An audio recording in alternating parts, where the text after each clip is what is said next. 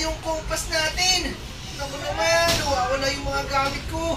Dito ko lang iniwan yun, di ba? Hindi na naman kayong kukuha doon. Nahuli pa naman ako ng butterfly. Magtalong-talong nga tayo sa mga tao dito, baka may nakita sila. Ayun kay ating maganda. Miss, may nakita ba kayong butterfly din? Nawawala kasi. Sorry, wala po. Okay, miss, thank you. Ayun, magtalong pa tayo doon. Kuya. May nakita ba kayong kompas saka butterfly net? Hindi, wala akong nakita. Oh, sige, salamat po.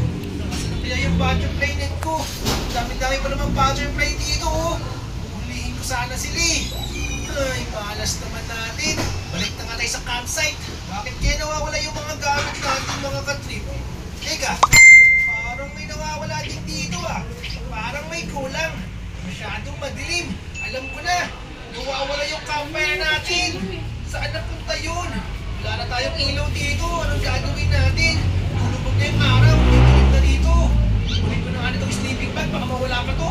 Nakauwi na nga lang mga katrip. Nawawala yung mga gamit natin dito eh. Hindi ko alam kung saan napupunta. Parang may ilaw dun ah. Silitin nga natin. Teka, ano yun? Tama ba ito nakikita ko? Bakit may ulo dun? Saan parang may mga buto-buto? Tingnan ko eh, bato. May kuweba pala dito. Nakakatakot naman. Tunay ba itong mga to?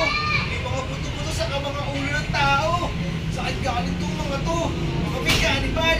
Sabi ng lolo ko, dati daw, may cannibal sa bundok na to. Yung kumakain ng tao. Pero dati pa naman yan eh. May tao doon. Mga katrip, ito ba yung cannibal? Lagot, bahay pala niya to. Lagot. Mga katrip, kakainin niya na tayo. Anong gagawin natin? Nakakatakot siya. Ang laki ng ngipin niya. Tignan niyo, oh. Tsaka, parang axe ko yun, ah. Gamit ko yun, ah. Siya pala yung kumukuha ng mga gamit ko.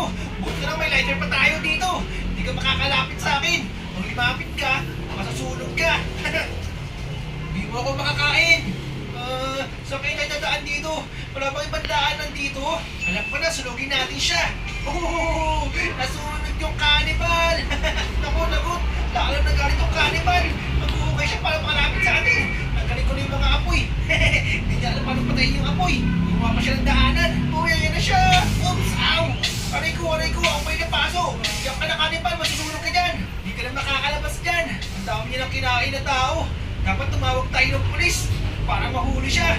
Oh no, buhay pa din siya. Takbo!